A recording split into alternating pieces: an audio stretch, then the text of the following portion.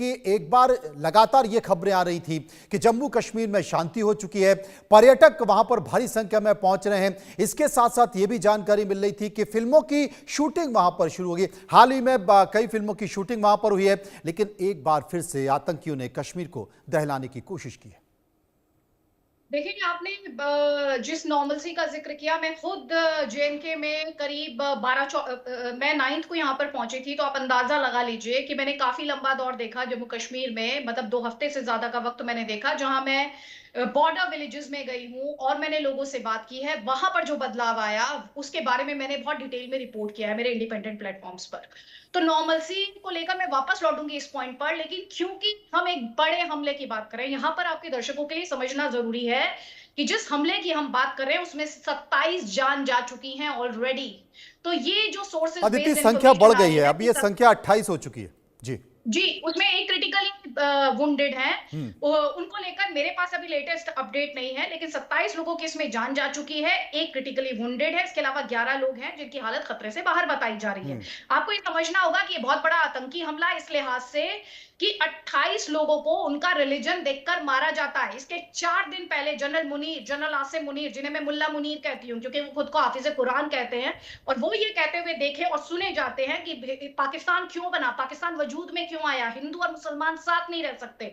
बीते अरसों में हमने बार-बार ये सुना है कि पाकिस्तान जो है भारत में हिंदू मुस्लिम फसाद कराना चाहता है, उसकी दंगे की साजिश रहती है। ये खबर हमने बार-बार सुनी है। अब आप कुल मिलाकर अगर इस पूरी तस्वीर को देखेंगे तो आप भूले नहीं, अमेरिका के उपराष्ट्रपति जेडी वांस और उनकी फैमिली जो है वो भारत में है।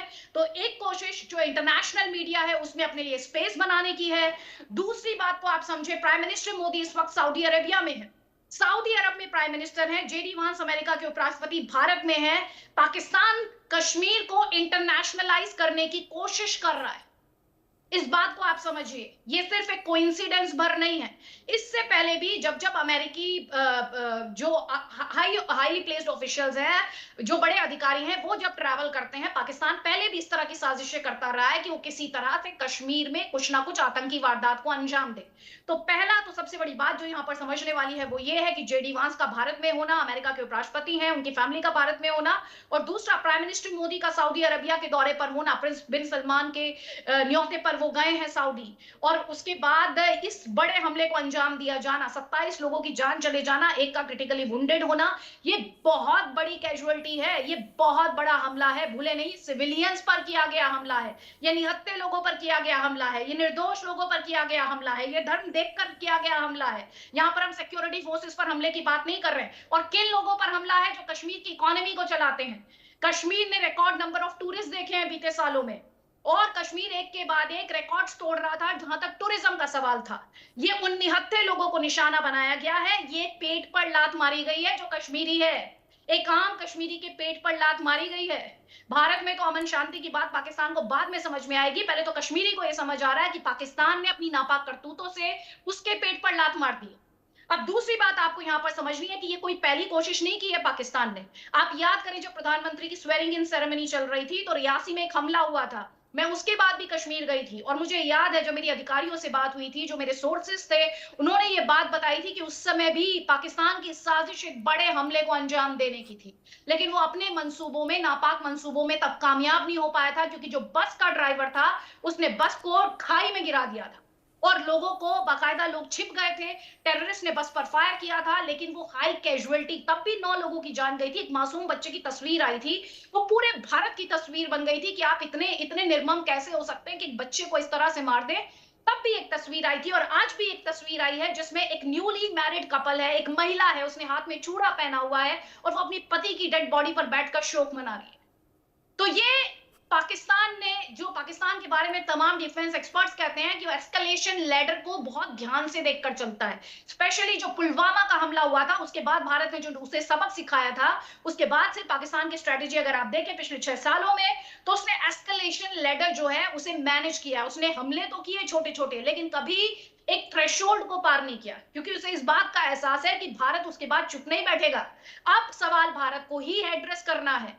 ये जो 27 निर्दोष लोग मारे गए हैं, ये जो भारतीय मारे गए हैं, ये जो धर्म देखकर लोग मारे गए हैं कि वो हिंदू हैं, क्या रिस्पॉन्ड अदिति, करेगा भारत? यहाँ पर बड़ा सवाल ये भी है, आपने जिस बात का जिक्र किया कि प्रधानमंत्री नरेंद्र मोदी सऊदी अरब में है, जेडी वेंस भारत में है और भारत में तमाम मुद्दों पर चर्चा हुई और आतंकवाद स्वाभाविक तौर पर जब भी भारत और अमेरिका की मुलाकात होगी तो आतंकवाद एक विषय है जिस पर चर्चा होगी, वो भी खासकर पाकिस्तान का आतंकवाद। लेकिन पड़ोसी मुल्क बांग्लादेश में जिस तरीके से भारत के खिलाफ संकेत आ रहे हैं, पाकिस्तान के सेनाध्यक्ष खुद कई बार बैठकें कर चुके हैं, वहां की आईएसआई बैठकें कर चुकी है, मुलाकात कर चुकी है, भारत के तमाम सीमावर्ती इलाकों का दौरा किया जा रहा है और ऐसे में कश्मीर में हमला कर दिया जाता है। निश्चित तौर पर बड़े स्तर पर अगर देखा जाए तो पाकिस्तान कुछ नहीं कर सकता, अगर सैन्य क्षमता के हिसाब से देखा जाए तो पाकिस्तान भारत के आगे कहीं नहीं टिकता है, लेकिन इस तरह के आतंकवादी हमले करके हमेशा वो अपनी उपस्थिति दर्ज कराता है।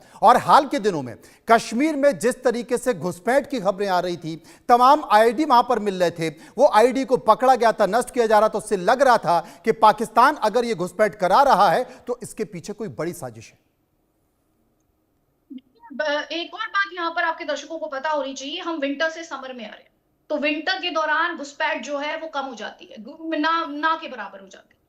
तो जैसे जैसे बर्फ पिघलने लगती है, ये घुसपैठ जो है ये ज्यादा देखने को मिलती है। यहाँ पर एक और बात का जिक्र मैं करना चाहती हूँ, थोड़ा सा और पृष्ठभूमि में लेकर जाना चाहती हूँ, क्योंकि Jammu Kashmir is like second home to me. तो हमने ये देखा है बीते सालों में, जम्मू जो है वो बैटलफील्ड बना टेररिस्ट की। आप देखें तो कश्मीर मोर और लेस शांत रहा था। आप पुलवामा के बाद अगर कश्मीर में पूरे रिकॉर्ड्स उठाकर देखें तो अटैक्स हुए, लेकिन पुलवामा के बाद कोई बड़ा हमला कश्मीर ने नहीं देखा। हमने हमले कहां देखे? हमने हमले देखे जम्मू में। जम्मू में आप देखें, रियासी में अटैक हुआ था। जम्मू में दरअसल आपको याद होगा जब आपकी line of actual control active हुई तो एक यूनिट थी जिसको यहां से भेजा गया लाइन ऑफ एक्चुअल कंट्रोल पर, यानी जो चाइना के साथ सीमा लगती है गलवान के बाद, वहां पाकिस्तान ने इसमें एक अपॉर्चुनिटी देखी, जिसके बारे में तमाम डिफेंस एक्सपर्ट्स, इसमें कोई मैं बड़ा खुलासा नहीं कर रही, इसके बारे में प्रॉपर इंफॉर्मेशन अवेलेबल है। पाकिस्तान इसमें एक अपॉर्चुनिटी ढूंढ रहा था और उसे एक और बात, पाकिस्तान के एजेंडा में एक बात हमेशा से रही है कि उसे हिंदू मुस्लिम फसाद कराना है। कश्मीर में वो गुंजाइश नहीं है, कश्मीरी पंडितों के पलायन के बाद उसे वो गुंजाइश दिखाई देती है जम्मू में, जहां पर एक सब्सटेंशियल प्रेजेंस है हिंदुओं की और वो उन हिंदुओं को टेरराइज करना चाहता है। अब सीधी सी बात है, जम्मू में उनके लिए ग्राउंड सपोर्ट नहीं है। अब जम्मू में जब मैं थी, आपको याद होगा, मैं आपको 3 अटैक याद दिलाती हूँ, आप याद करें, 23 मार्च का दिन याद करें, जब ये सानियाल गांव था और भारत के जो सिक्योरिटी फोर्सेस थे, इन्होंने कॉर्डन एंड सर्च ऑपरेशन चलाया था, वहां से टेररिस्ट भागने में कामयाब हो गए थे। फिर 27 मार्च पर आ जाइए, 4 दिन बाद सूफियान नाम का गांव है कठुआ में क्योंकि जो टेररिस्ट है इनकी साइटिंग की बात की जाती है, सूफियान नाम का ये गांव है। जब मैं पहले कह रही हूँ सानियाल इंटरनेशनल बॉर्डर के करीब आता है, सूफियान जो है वो कठुआ में आता है और वहां पर आपको याद होगा 4 जम्मू कश्मीर पुलिस के जो जवान थे उनकी शहादत हुई थी 27 मार्च की तारीख को। तब भारतीय फोर्सेस ने 2 टेररिस्ट का भी खात्मा किया था। इन्हें दोबारा साइट किया जाता है, वहां पे पंज तीर्थ है, वहां पर इन्हें दोबारा से देखा जाता है 3 टेररिस्ट को, लेकिन ये वहां से भागने में कामयाब हो जाते हैं। इसके अलावा आपको छतरू याद होगा, जहां पर भारतीय फौज के कैप्टन ने शहादत दी थी पिछले साल, आपको याद होगा, उनके पिता ने बहुत इमोशनल विदाई उन्हें दी थी, जिनका बदला इस साल आकर पूरा हुआ, अभी करीब 10 दिन पहले, जब छतरू में आतंकियों का खात्मा किया हमारे फोर्सेस ने। तो आप इस बात को समझिए कि ये जंगल में जाकर छिप रहे हैं। जंगल में मैं खुद गई हूं, मैं खुद उन जंगलों में गई हूं और यकीन मानिए इतना आसान नहीं होता है जंगल में इस तरह के ऑपरेशंस चलाना। दूसरा, जो पाकिस्तानी टेररिस्ट के हाथ में एक बड़ा हथियार लगा है वो है M4 जो है वो अमेरिका का ऑटोमेटेड वेपन है। ये कहा जाता है जब अफगानिस्तान से अमेरिकी फोर्सेस ने विड्रॉल किया तो ये वेपन वहां पर रहा। आप इस वेपन को समझिए, बहुत ही एडवांस वेपन है, इसमें बाइनोक्यूलर्स हैं, इसमें थर्मल इमेजिंग है। आप इस बात को समझिए, आपके फोर्सेस कितने वेल इक्विप्ड हैं वो अपने आप में एक क्वेश्चन है। आप उनके मॉडर्नाइजेशन की बात लगातार करते हैं, लेकिन टेररिस्ट के पास अगर M4 है तो आप इस बात को मानकर चलिए उनके पास ऑलरेडी एक एडवांटेज है जिसको आपको न्यूट्रलाइज करना है।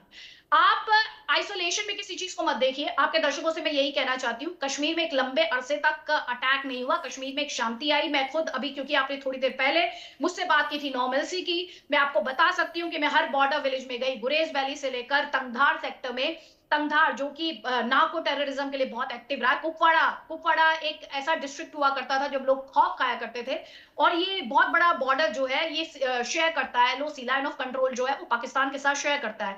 आप अगर तंगधार में जाएंगे और वहां पर आप टीटवाल चले जाएंगे जहां मां शारदा का मंदिर है, जो कि कभी एक जमाने में बेस कैंप हुआ करता था। जब आप शारदा पीठ जाते हैं जो कि पीओजेके में है, जो कि इस समय बहुत ही खंडर की हालत में है, उसके लिए बेस कैंप जो शारदा मंदिर का काम करता था, उस शारदा मंदिर को आप देखेंगे, वहां से आपको पीओजेके दिखाई देगा।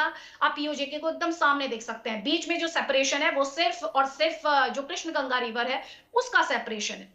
तो आप इस बात को समझिए कि ये आप तमाम ज्योग्राफिकली में बहुत पृष्ठभूमि का सारी जिक्र आपने किया अदिति, निश्चित तौर पर, लेकिन भारत के हर नागरिक का इस वक्त खून खौल रहा है, क्योंकि निहत्थे, जैसे कि आपने बताया कि नाम पूछ पूछ कर लोगों पर हमला किया गया है, निहत्थे लोगों पर हमला किया गया है। वो लोग जो कश्मीर की फिजा को समझना चाहते थे, कश्मीर के मौसम को जानना चाहते थे, घाटी को महसूस करना चाहते थे, उन लोगों पर हमला किया गया है। भारत के हर नागरिक का इस वक्त खून खौल रहा है और भारत बदला लेने के लिए आतुर है। क्या भारत इसका जवाब देगा? किस तरीके से जवाब देगा?